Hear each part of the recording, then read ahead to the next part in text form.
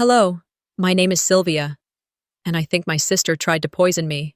Not years ago, not when we were kids fighting over toys. She handed me a plate at my husband's birthday party.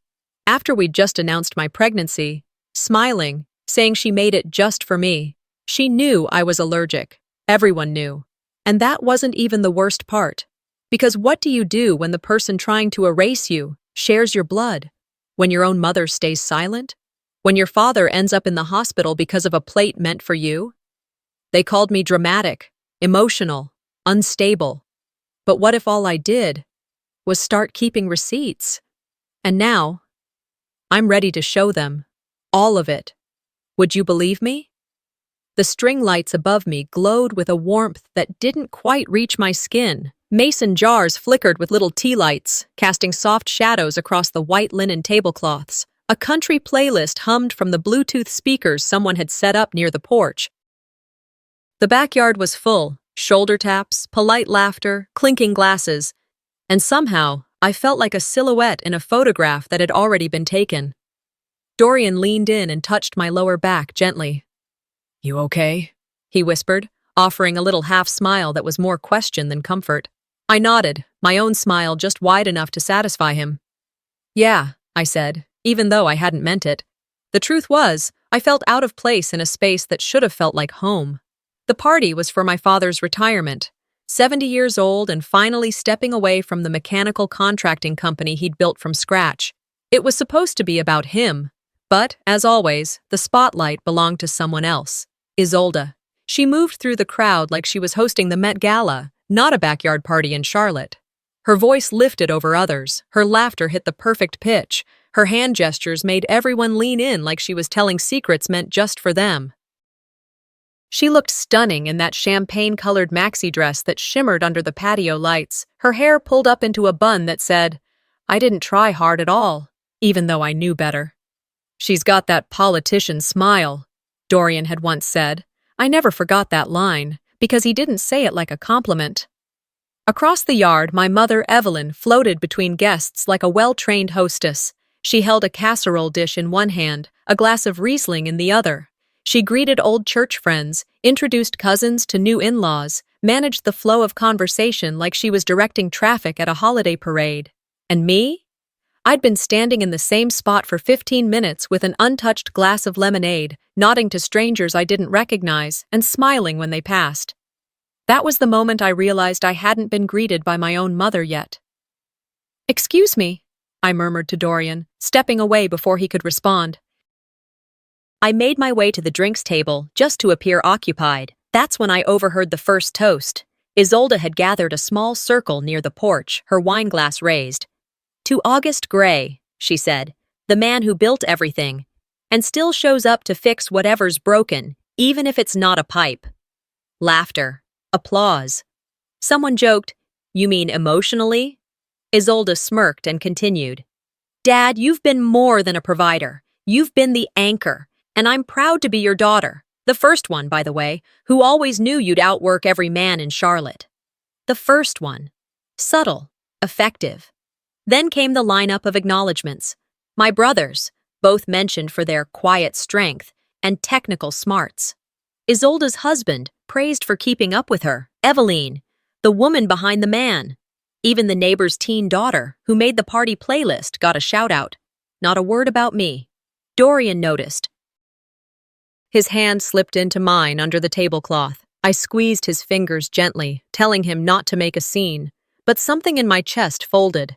It wasn't anger, not yet. More like an ache I couldn't quite locate. Later that night, while cleaning up dessert plates, I reached for the invitation tucked under a stack of napkins. My cousin Emma had left hers behind. The RSVP read, "To Mr. and Mrs. Dorian Gray, +1. That was me, +1. Not Sylvia. Not the youngest daughter. Not a name. A number. I tried to laugh it off. It's just a printing oversight, I told myself. But I remembered the seating chart from last year's Thanksgiving, when everyone else had handwritten name cards and I had a post-it note folded in half.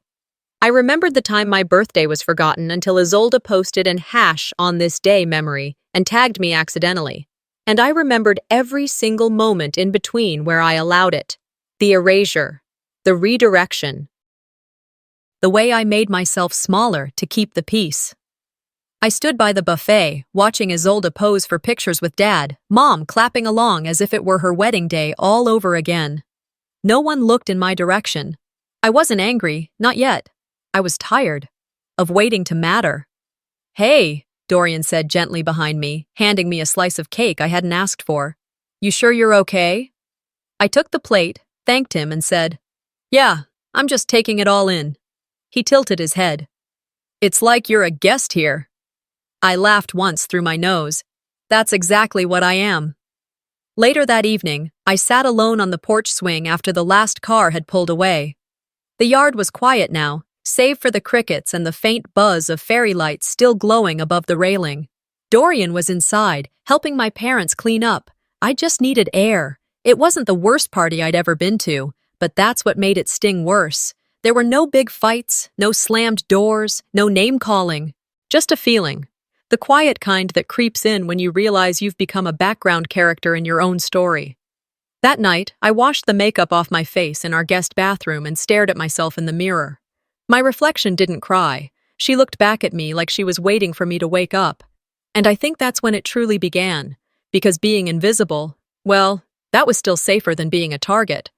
I didn't even tell Dorian what I was planning until the night before. We were brushing our teeth side by side in the small bathroom of our condo. The mirror above the sink had a tiny crack in the corner, something we kept meaning to fix but never did. I spat into the sink, wiped my mouth, and said, I want to tell them tomorrow, about the baby. He paused mid-rinse, looked at me through the mirror. Are you sure? I nodded. We've been waiting long enough, and it's family. It should be safe. He didn't argue. He just reached over, placed a hand on my back, and said, Okay. We planned a quiet brunch at my parents' house the following Sunday. Nothing fancy, just the immediate family. Mom said she'd make cinnamon rolls from scratch, and Dad insisted on frying bacon the real way on his old cast iron. Isolde offered to bring juice and fruit salad. That morning, I wore a pale blue blouse that floated over my growing belly just enough to hint, not shout. Dorian wore khakis, and the white shirt I always said brought out the green in his eyes. We agreed. We'd wait until after everyone had eaten, then I'd say something.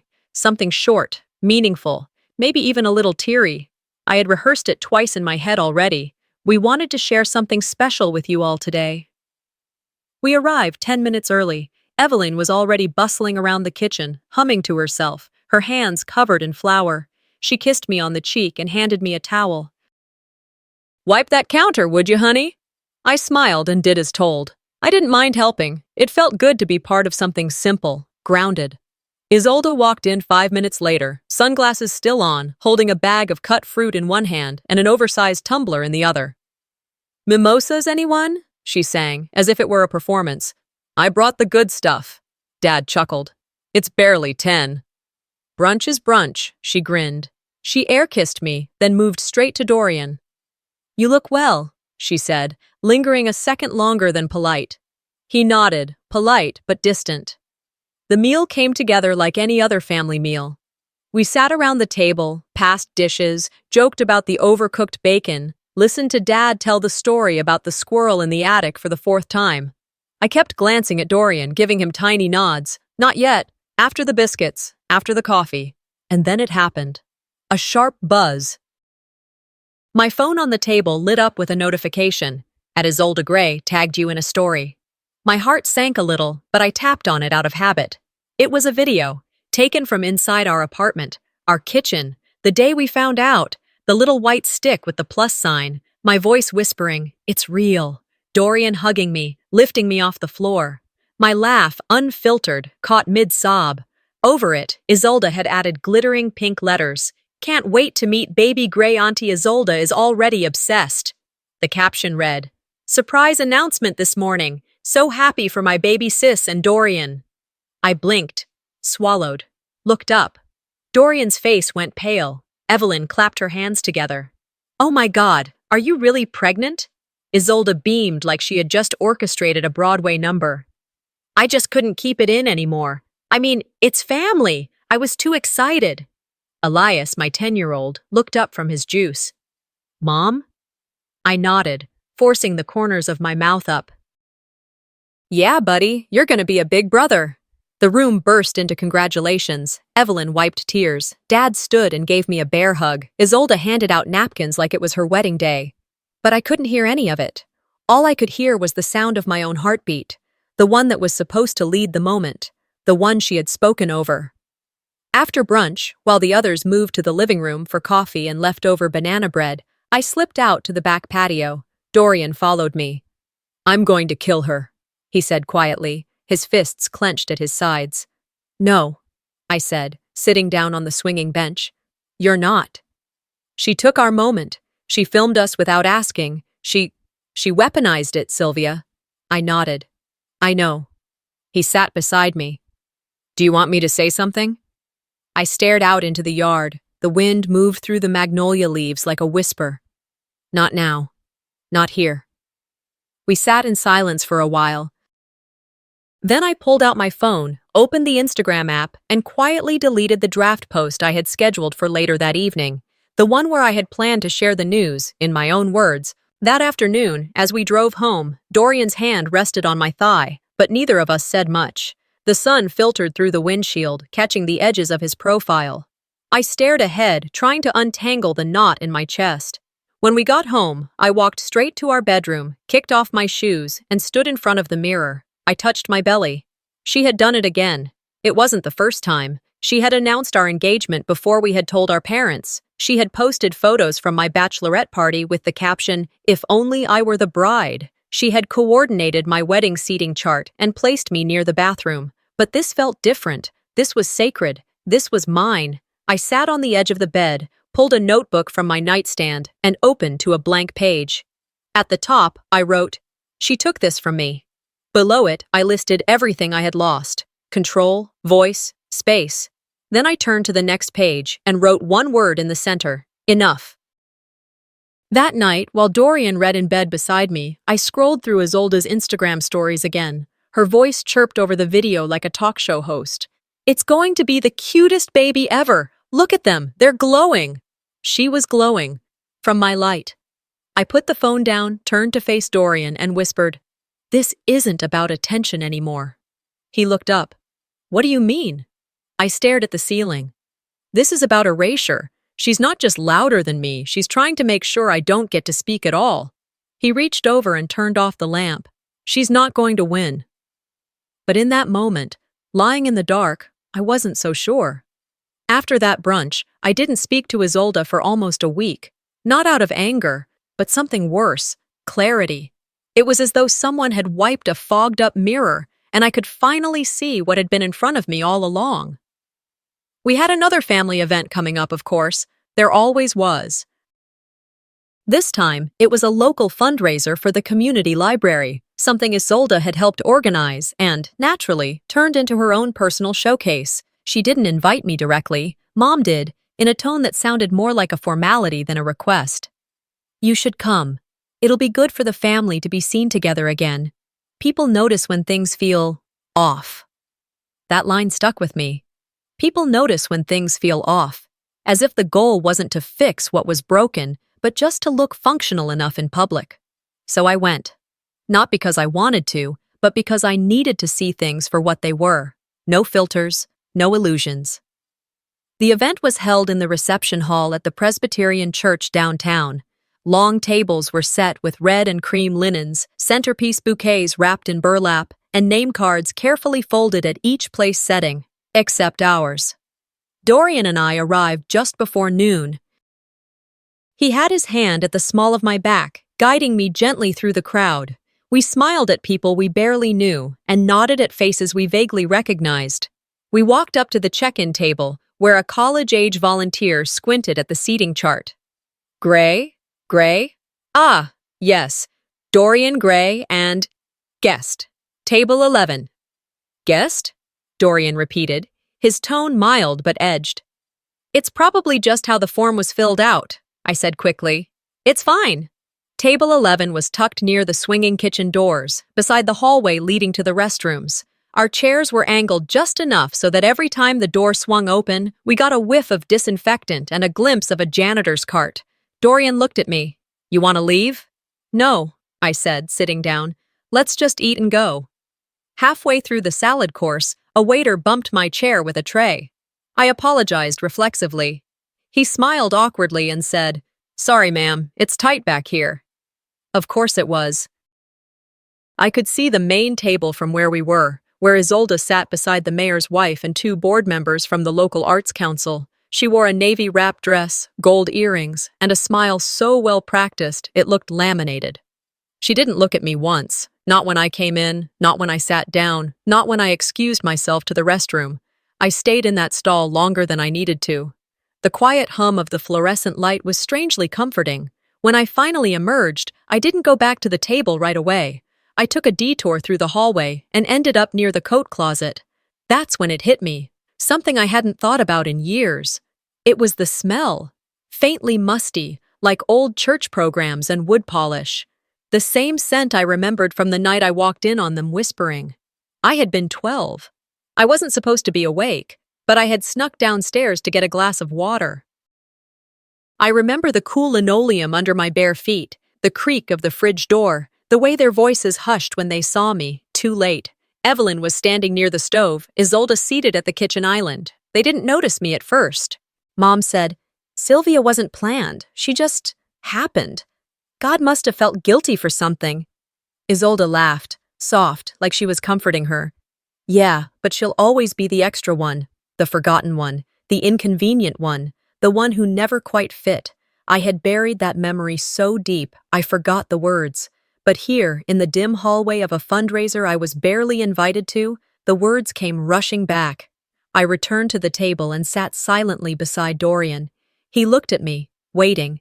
I shook my head, just once. "Don't ask," I murmured. He reached for my hand beneath the table. I let him hold it. The speeches started. Isolde stood up, thanked the sponsors, mentioned the donors, cracked a joke about how the library needed more than just good intentions and overdue fines. The room laughed politely. I watched her, really watched her. She was brilliant at this, controlling the narrative, shaping perceptions. She knew how to dress just right, how to stand just so, how to use humor like a shield, and she had always made sure I was one step out of frame. I turned my head slightly and caught her glance, just for a second. Her eyes met mine, and then she smiled. It wasn't a kind smile. It was the smile of someone who knew exactly where they'd placed you, and was proud you hadn't moved. I didn't cry. I didn't get up and leave. I sat back, picked up my fork, ate my chicken salad like it was any other afternoon. Because something had shifted inside me. I wasn't the same little girl who tiptoed past whispers and let them label me without protest. I was done pretending I didn't hear. Back at home that evening, after we changed into sweatpants and fed Elias, I stood in front of the fridge and stared at nothing for a while. Then I took a sticky note and wrote just 4 words. I remember it now. I stuck it inside the notebook, the one that had started as a list of stolen moments. It was growing now, into something more dangerous, something more necessary. I wasn't sure what I was building, but it felt like armor, or maybe evidence. And for once, I didn't feel crazy for needing it. The next morning, the sunlight spilled across my desk in soft gold slants. I was sitting in my home office with my laptop open, trying to finish end-of-month budget reports for a client I wasn't particularly fond of. I had just finished adding a formula to the spreadsheet when my phone buzzed. Group chat. Family. Gray line. I tapped it without thinking. The moment the image loaded, my hand froze over the trackpad. It was a low-resolution screenshot, clearly edited, obviously fake, but cruel in its precision. At first glance, it looked like a DNA test result. The names were blurred just enough to seem generic, but the structure was unmistakable. Paternity inconclusive. Underneath it, Isolde had written, "Saw this floating around. Kinda crazy how much babies can look like random people sometimes." A few laughing emojis followed. A shocked face emoji from our cousin Lauren. No one said anything else. Not one word of defense, not even a question, just silence. I sat there, Staring at the message, I felt my chest tighten, not from surprise, but from the sheer efficiency of it. She didn't need to name me. She didn't have to spell anything out. It was a scalpel, precise, surgical, and worst of all, she knew it would land. I looked over at the sonogram pinned to my corkboard. I had placed it there just the week before, a tiny, grainy silhouette, a heartbeat, a promise. Now, in the span of seconds, it felt like even that had been turned into a target. I didn't reply. Instead, I copied the image and forwarded it to my private email. That night, Dorian walked in while I was wiping down the kitchen counter. I handed him my phone without a word. He read the message. His face changed. Slowly, like a thundercloud gathering. "This is disgusting," he muttered. "It's not even passive-aggressive anymore. It's surgical." I nodded. "I know." He looked at me. "You want me to say something?" "No," I said. "That's what she wants, for me to lash out, so she can twist it and say I'm emotional, unstable, paranoid. She's laying bait. She's implying I'm not the father, Sylvia. That's not just bait. That's character assassination. I'm not denying what it is. I'm just not letting her drive the narrative anymore." He exhaled, rubbed his forehead, and leaned against the sink. "What do we do?" I looked at him and said it clearly, slowly. "We remember, and we record." The next day, it got worse. I was folding laundry when another notification pinged through, a private message from Isolde. "Just teasing. But hey, you ever consider those mail-in tests? You know, just to be sure, haha." Attached was a link to a well-known DNA testing kit website. The cruelty of it wasn't in the message itself, it was in the emoji. The haha. The wink wrapped in poison. I didn't reply. I saved a screenshot. Then I copied the message into a document I had started that morning. A folder named The Pattern. Inside, I began storing every instance, every passive jab, every public humiliation, every joke that wasn't a joke. The truth is, I hadn't been documenting her for years because I was trying to forgive her. But forgiveness doesn't mean forgetting. And remembering, really remembering, meant I couldn't afford to dismiss her anymore. Isolde wasn't just bitter or overbearing, she was strategic, calculated. And I'd been giving her the benefit of the doubt for decades. The same way women are always told to be gracious, understanding, mature. But there's a difference between grace and silence. One protects, the other enables. I didn't tell Dorian about the second message right away. I wanted time to absorb it myself. That night after dinner, I opened my laptop while he watched the evening news. I pasted the screenshot into the document, labeled it, Direct Message, Intent to Undermine Paternity. Then I sat back in my chair and thought, this is no longer about me being hurt. This is about me being removed. Because what's more effective than making a woman feel invisible? Making her look untrustworthy? Making people doubt her worth as a mother, a partner, a person? I've always believed there's a difference between mistakes and patterns. Everyone slips up, but patterns are designed. They repeat. They escalate. This was a pattern, and I was going to document it with the precision she thought only she possessed. That evening, I told Dorian everything. I showed him the message. He read it, then looked at me. "I hate her." "You don't," I said quietly, "but you're starting to see her." He put his hands on the table, leaned in. "I've never seen you so calm about this." "I'm done reacting," I said. "I'm building a record." A long pause.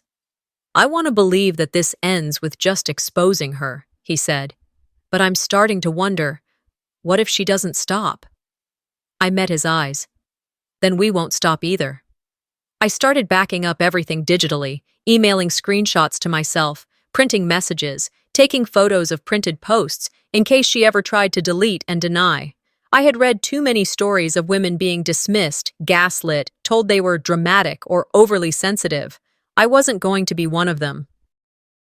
That night, I laid in bed, one hand resting on the soft curve of my belly, the other scrolling through the group chat again. The messages from before were still there, the fake DNA test, the jokes, the lack of defense. And then, As if the universe wanted to twist the knife just a little deeper, another notification popped up. Isolde mentioned you in a story. I didn't open it. I didn't need to. Because for the first time, I wasn't scared of what she posted. I was preparing for what I would reveal. The baby shower was scheduled for a Saturday afternoon, not because that worked best for me or Dorian, but because Isolde said that was the only time the printer could guarantee the custom orders would be ready.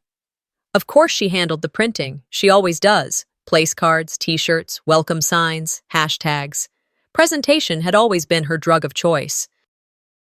Evelyn had decided on a simple and intimate gathering, which somehow translated to 24 guests, 2 tables of finger foods, and a playlist titled Sylvia's Journey, curated entirely by Isolde. I kept my mouth shut. Dorian noticed it first. He glanced around the living room while helping set out mason jars filled with pink lemonade. This seems curated, he murmured under his breath. I just nodded.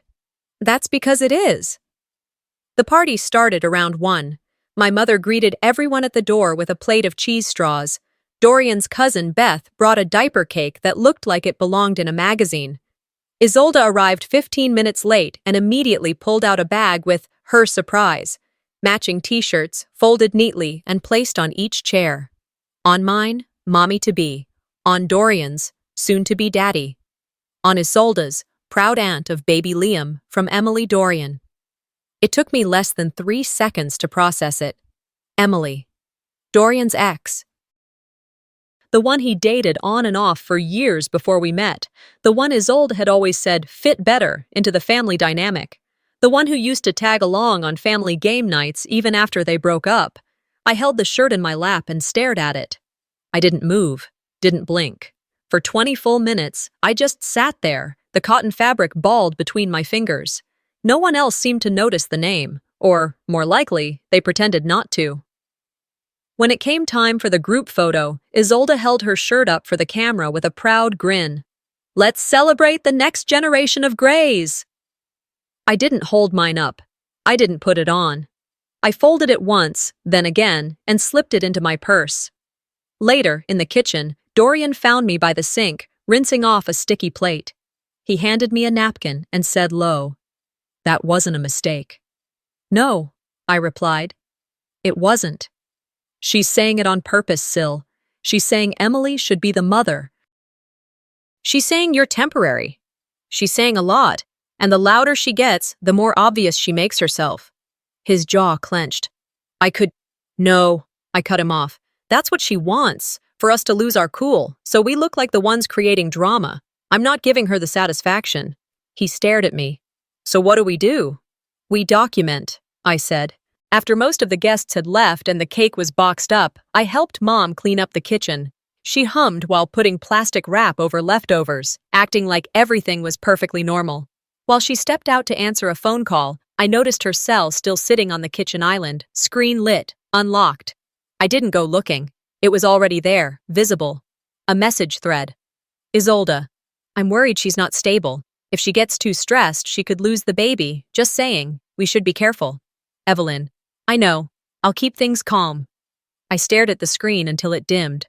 So that was the narrative now. I was unstable, fragile, a liability. And she was the noble older sister, trying to protect me from myself. It wasn't just manipulation, it was preemptive damage control. In case anything did go wrong. In case I did break. That way, Isolde could say she saw it coming. When Mom came back in, I handed her the dish towel and asked quietly, "Do you think I'm unstable?" She froze. Her face twitched. "Of course not." "Then don't let anyone use that word around you again," I said, holding her gaze, "because next time, I won't let it slide." She blinked fast. "Sylvia, sweetheart, I'm serious." I walked out of the kitchen without waiting for her reply. Back at home that night, I pulled the shirt from my purse, laid it flat on the dining room table, and took a photo. Then I printed out the text message I saw on my mother's phone and labeled it, "False Narrative, Mental Stability." I opened the folder on my laptop titled The Pattern and added 2 new entries. I wasn't shaking, I wasn't crying, I wasn't even angry. I was alert, focused. I used to think silence was surrender, I wrote in my notes. But now I know, Silence can be preparation. This wasn't me retreating, it was me loading the arrow. I sealed the shirt in a Ziploc bag and placed it into a storage bin in the hall closet beside documents and receipts. This time, I wasn't just defending my name. I was preserving my proof. It had rained the night before, just enough to leave the grass damp and the air smelling faintly of earth and old wood. By late morning, the sun pushed its way through thinning clouds, warming the backyard as folding chairs were set up in neat rows, just like the last time. August and Evelyn's house hadn't changed much. The same weathered deck, the same string lights overhead. But this time, it was Dorian's birthday, and the atmosphere felt lighter, at least on the surface. Neighbors mingled with distant cousins, plastic cups clinked, and a few lawn games were scattered near the azaleas. I stayed close to Dorian most of the afternoon, slipping my hand into his as he greeted each guest. Elias ran around in a blue polo shirt, face sticky with frosting from the mini cupcakes. When the time came, Dorian stood in front of the family and raised his glass. "Thank you all for being here," he said, scanning the faces with real warmth. "This year's already been one for the books, and Sylvia and I are about to make it even more unforgettable." My heart began to pound, not with fear, but something more electric, something rooted in hope. "We're expecting," he said, smiling toward me. "Baby Gray arrives this fall." There were gasps, then applause. Then Evelyn cried, and August patted Dorian on the back like he'd just been accepted into the Marines. Elias stood frozen for a moment before whispering, "For real?" and hugging me tight around the waist. It was everything I'd hoped our first announcement would have been. And then, she came. Isolde. Her heels clicked softly over the flagstone as she walked up, arms wide, eyes glistening just the right amount to register as touched, but not overly dramatic. "Congratulations," she said, pulling me into a hug that felt more like a performance than affection. "I'm so happy for you," she whispered into my ear. "Let me serve you myself. You should be resting." I pulled back just enough to nod. "Sure." She walked toward the buffet table with a little skip in her step, as if this was her party to manage. I turned to Dorian, but he was being pulled into conversation with his brother. Elias was off chasing a frisbee. No one was looking at me. Isolde returned less than 2 minutes later with a disposable plate balanced carefully in one hand. "Here you go," she said, placing it gently in front of me like it was a peace offering. "I remember you used to love shrimp. Try it, it's fresh. Shrimp, not grilled, not baked, cocktail style, pink, plump, and deadly. I'm severely allergic, always have been. Everyone in our family knows. It's not just a rash or hives, it's epinephrine or hospital-level serious. I hadn't eaten shrimp since I was 14, when I ended up in the ER during our family vacation to Savannah. She knew. She had always known. And yet here it was. I looked at the plate, then at her. She was smiling, but her eyes were empty. Flat. I didn't blink. I didn't flinch. "Thanks," I said, voice even. "Let me just grab a drink first." I walked slowly toward the edge of the yard, where a cooler sat in the shade near the garden bed. My steps were steady, measured. I knelt to open the lid, pulled out a bottle of water, and unscrewed the cap with calm, calculated fingers. Then I turned around, found my cousin Hannah, and waved her over. She was mid-bite of a slider, but walked up with a cheerful grin. "Hey, you want this?" I asked, holding out the plate. She looked down. "Shrimp? Girl, you know I love shrimp." "Go for it," I said. "It's not really my thing anymore." She laughed. "You serious? That was like your favorite." I shrugged. Tastes change. She didn't hesitate. Picked one up, popped it into her mouth, and chewed happily. From across the yard I saw her. Isolde. Watching. Her smile faltered for the briefest second before she turned to speak with someone else, but I had seen it, the flicker of something cold, like a coin catching the light just before it disappears into a drain. Later that evening, after the guests had left and Elias had finally crashed on the couch from too much sugar and sunshine, I told Dorian. He stood frozen in the doorway to the kitchen, dish towel still in his hands. "She gave you what?" "Shrimp," I said quietly. "On a plate. Said I used to love it." His eyes darkened. "Sylvia." "I didn't eat it, I said. Still, that could have killed you. Yes, I said, holding his gaze. That's the point. He pulled out a chair and sat down slowly, processing. She smiled while she handed it to me, I added. Not a trace of concern. She said it like it was a gift. Dorian looked like he wanted to scream, but didn't. Instead, he reached for his phone. We're calling your parents. She's done. I don't care who gets offended. I placed my hand on his. No. No? Not yet. He blinked. You want her to get away with that? I want her to bury herself with her own hands, I said, and we're going to help her do it. I walked to the counter, picked up my phone, and pulled up the gallery. I had taken a photo of the plate. Time-stamped, close-up, full clarity. It was already printed and slipped into the expanding file folder labeled The Pattern under a new tab, Attempted Harm, Physical. Then I opened the security footage Sabine had casually recorded on her GoPro during the party. She had been filming the decor and layout for party planning content, but the angle caught the buffet table clearly, and Isolde's hands over a plate, sprinkling something from a tiny jar before setting it aside. It wasn't definitive proof of poison, but it was damning enough. I recorded a voice memo. Calm, level. My voice didn't shake once. This is documentation of intent, I said. If anything happens to me or my child, this is where you begin. That night, I backed up the folder to 2 drives, one for me, one for Dorian, password protected. Before bed, I stood in the mirror, brushing my teeth, and looked at my reflection. My eyes weren't tired, they were focused. I didn't want an apology anymore. I wanted protection. I wanted the truth documented so clearly that if anyone ever doubted my voice again, I could hand them the evidence and say, now speak. And as I crawled into bed, the soft sound of Dorian's breathing beside me, I scrolled through my photos again. Not to relive the pain, but to remind myself, this isn't paranoia, this is war, and I wasn't fighting fair anymore. She tried to serve me death on a porcelain plate, but now I was preparing to serve her the truth on record. By the time we got home that night, my body was humming with something I couldn't quite name. It wasn't fear, and it wasn't rage, not in the traditional sense. It was sharper than either, focused, cold. After I backed up the footage from Sabine's camera and labeled every file in the drive, I packed away the plate photo, the shrimp remnants sealed in a freezer bag, and the audio recordings of my notes into a locked case in the hall closet. I knew what I was holding wasn't just memories anymore. It was evidence. What I didn't know was that it wouldn't stay evidence for long. The following morning, the phone rang at 6:12 a.m. Dorian answered on the second ring. Hello? His voice was gravel, still thick with sleep. I watched his face shift as he listened, from neutral, to confused, to pale. He turned to me slowly and whispered, It's your mom. Your dad's in the ER. I sat up so fast I nearly knocked over the glass of water beside the bed. What happened? He collapsed, early this morning. They think it's food poisoning. I was dressed and in the car within minutes. No breakfast, no makeup.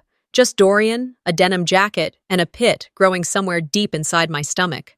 At the hospital, the lobby was buzzing in its usual dull rhythm, monitors beeping behind curtains, nurses calling out names, someone coughing 3 seats over.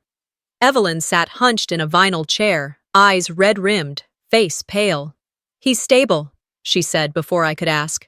They're running more tests. He was vomiting violently, could barely breathe. What did he eat? Dorian asked, his voice clipped. She shook her head. He said he ate leftovers from the party, something in the fridge. I didn't even know he touched anything. Something in the fridge. I felt the blood leave my face.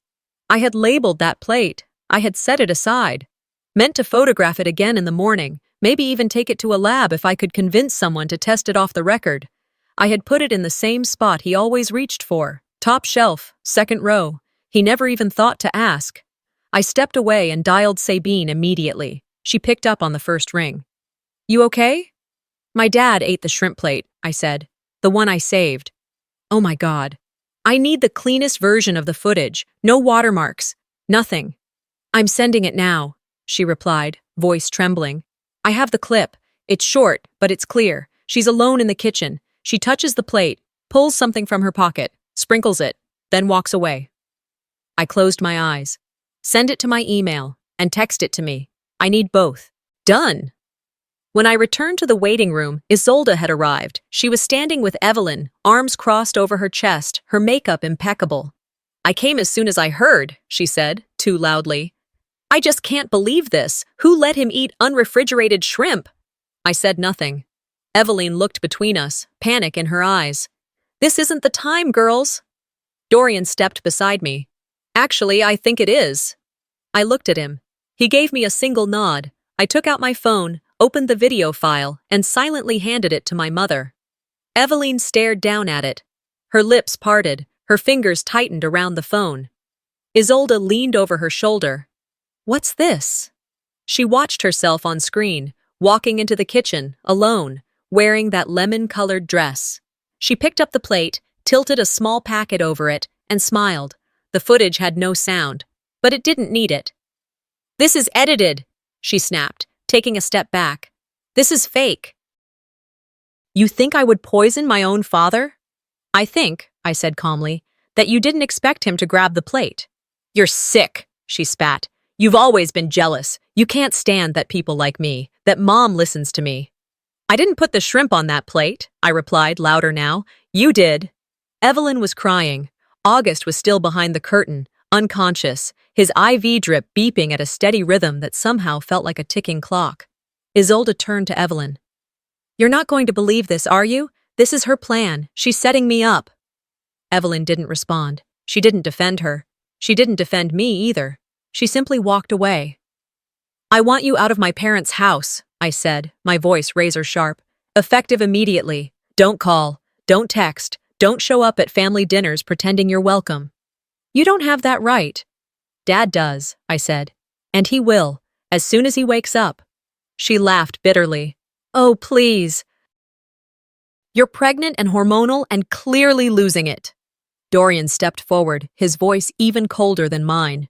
You don't get to say another word to her, ever. Isolde turned, seething. This is a witch hunt. No, I said, sliding the phone back into my coat pocket. This is the result of receipts. There was nothing left to say. The hospital lights above us hummed like electricity between thunderclaps. No one moved. No one touched her. She just stood there, fuming, cheeks red, chest heaving. Then, finally, she left. She didn't slam the door. That wasn't her style. She walked away in her usual slow, curated grace. But there was something new in her posture, a crack in the armor, a hesitation in her stride. And as the automatic doors slid closed behind her, I looked at my mother. She looked smaller than I'd ever seen her. I approached slowly, gently placed a hand on her arm. He's going to be okay, I said. But you have to stop pretending you don't see what's in front of you. Tears fell silently down her cheeks, but she nodded. Later that night, August woke up. The nurse said it would take a day or two for the worst to pass, but he was alert and asking for his wallet. Dorian and I were alone with him when I told him what happened. He didn't react right away, just looked at the ceiling for a long time. Finally, he said, I ate the plate meant for my daughter. That's what happened, isn't it? Yes, I whispered. He closed his eyes. Then I'm glad it was me. He turned toward me, his eyes glassy but clear. No more silence, no more keeping peace at the expense of truth. I nodded. No more. Before we left, I leaned over and kissed his forehead. He grabbed my wrist gently, looked me dead in the eye. You didn't just survive her, he said. You exposed her. I didn't cry. I didn't break. I stood tall. Because he was right.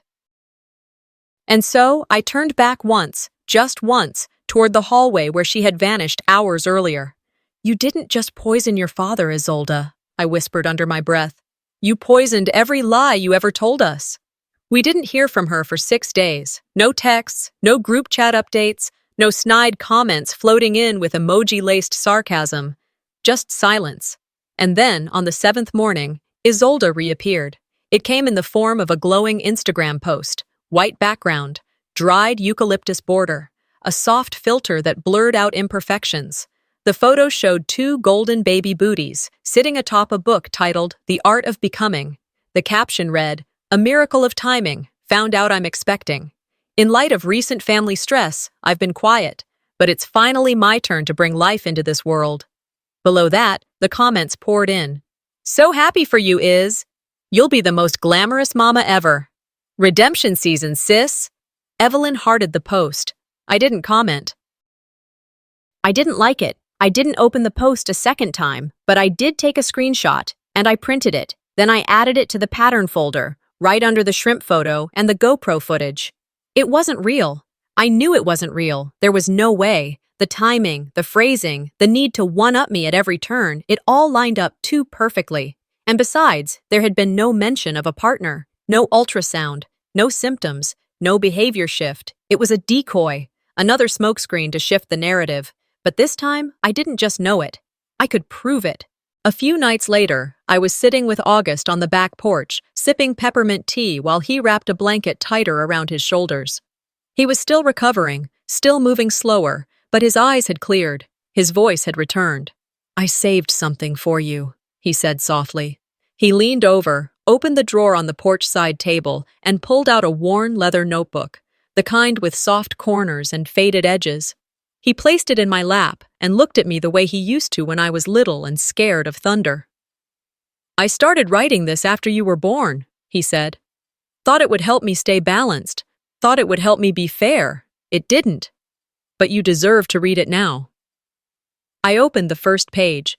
The handwriting was familiar, sharp, but measured. August had always printed in caps, like he never quite trusted cursive. The entries started from the year I was born. There were notes about milestones, arguments, choices he made between his daughters. Observations. Some were short. Evelyn says Isolde needs extra attention right now. Sylvia won't notice. I hope that's true. Some were longer. Today, Isolde blamed Sylvia for breaking the lamp. I knew she didn't do it, but I let Evelyn believe it. I didn't want another fight.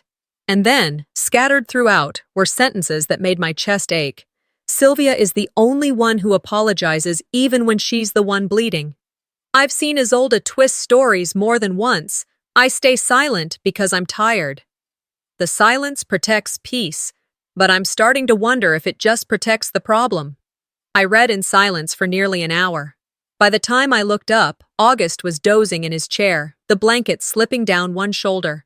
I kissed his forehead and walked inside, notebook clutched to my chest like armor.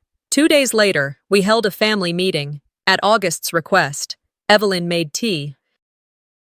Isolde showed up in a high-necked black blouse and carried a small white clutch like she'd just come from a prayer circle.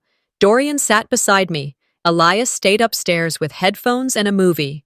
I brought the journal and the printed Instagram post. No speeches, no dramatics, just facts. You can announce miracles all you want, Isolde, I said, steady and clear. But the only thing you've ever delivered is chaos. She opened her mouth, but I didn't give her the space. I placed the journal on the coffee table and slid the post across to Evelyn. This is the last time I will stand in front of all of you and ask to be believed, I said. From this point on, I don't need your permission to exist. Isolde's face didn't crack. Not at first, but her hand trembled slightly as she picked up her purse. You're all fools, she hissed, just loud enough to be heard. She manipulates you, and you eat it up. No, Dorian said quietly. We've just stopped letting you feed us. Evelyn said nothing. She just looked down at the journal. Her hand moved across the cover once, like she was tracing something lost. Isolde stood. She didn't throw a fit, didn't cry, didn't curse. She just left. Closed the door behind her like she hadn't just burned a decade of bridges in a single afternoon. Dorian pulled me close, his arm wrapping firmly around my waist. August nodded once, slow and deliberate, as if to say finally. Elias came down the stairs just as the door latched. He looked between us, taking in the tension, the silence, the exhaustion. He didn't ask what happened. He just walked over and hugged me. Later that night, I tucked him into bed and kissed his forehead twice. Back in our bedroom, I placed the journal on the nightstand beside me and sat in front of the mirror. My belly was rounding now. Life was growing, quietly, honestly. And when I looked at my reflection, I didn't see her anymore. I saw me. I wasn't the extra one anymore. I was the one who stayed after everyone else finally left. The porch felt different in the early evenings now. Maybe it was the way the air carried the scent of honeysuckle a little longer, or how August no longer needed help lowering himself into the wooden rocker. He still moved slower than before, but there was steadiness in him now, a kind of quiet peace that I hadn't seen in years. He didn't talk much these days, and truthfully, neither did I. We sat in silence often, side by side, sipping from our mugs. Mine held decaf coffee, his, mint tea. The silence between us wasn't awkward. It was earned. It said, "We don't need to explain anymore." It had been almost a month since the family meeting. Isolde hadn't posted anything since the fake pregnancy reveal. No updates, no baby bump photos, not even a story about her morning yoga or sunlight therapy, which used to grace her feed daily. She faded herself out without ever acknowledging it. The baby she so publicly celebrated was never mentioned again. The inboxes of the women who commented congratulations stayed unanswered. The lie unraveled not with drama, but with silence. And the rest of us? We simply stopped mentioning her. Eveline came by the house now and then, usually unannounced, usually bringing banana bread or extra greens she claimed were too much for her and August to eat. Sometimes she sat at the kitchen table and talked about Elias's school project or how beautiful the hydrangeas were this season. But she never said the words, I think a part of me still wanted to hear. I was wrong. You didn't deserve that. I'm sorry. She talked like nothing happened. And I let her, because I'd finally accepted that waiting for someone else to name your pain doesn't make it any less real. While she talked, I smiled. I brewed tea. I folded laundry, and when she left, I always closed the door gently, never slamming it, never angry. Just tired. That, I learned, is how healing often looks. Not like fireworks, but like peace and boundaries with clean edges. Life moved on. Dorian and I painted the nursery in soft olive green. Elias helped pick out a rug with stars on it. At night, he drew pictures of our growing family, a house with 3 figures at first, then 4. He always added a little golden heart above Mommy. Sometimes he'd ask, "What's the baby going to call me?" "You get to decide that," I told him once. He smiled, then colored in his name extra dark. I didn't write in the pattern anymore. That folder was zipped, backed up, and stored on an encrypted drive, just in case. But I didn't need to open it. I had moved on to a new journal, not one filled with documentation of cruelty, but notes to myself. Hopes, fragments of who I was becoming. It's strange how space expands when you're no longer shrinking to survive. One Saturday afternoon, after Elias had gone to a friend's birthday party and Dorian was finishing errands, I returned home to find a plain white envelope on the doorstep. No return address. Inside was a single sheet of paper. I hope your child never has a sister like I was. That was it. No apology, no admission, no signature. I stood there for a moment in the doorway, the envelope still warm from the sun. Then I folded it carefully and walked inside. I didn't put it with the pattern folder. I didn't shred it either. I opened the drawer beneath the folder, the one I rarely touched, and slid the letter in. Because that's what you do with things that no longer control you. You place them where they can't hurt you, but aren't forgotten. You honor the scar. You don't rip it open again. Later that week, August celebrated his 71st birthday. He didn't want a big gathering, so we brought dinner to his house, meatloaf, mashed potatoes, and Elias's hand-drawn birthday card, which included a dinosaur holding a balloon that said, "You're not that old." After the meal, August handed me something before I left. It was the leather-bound notebook. "I added one more page," he said. I opened it as soon as I got home, sitting on the edge of my bed with one hand on my belly and the other holding his words. To my youngest, you were never our mistake. You were our second chance. I just wasn't brave enough to take it sooner. I read it 3 times.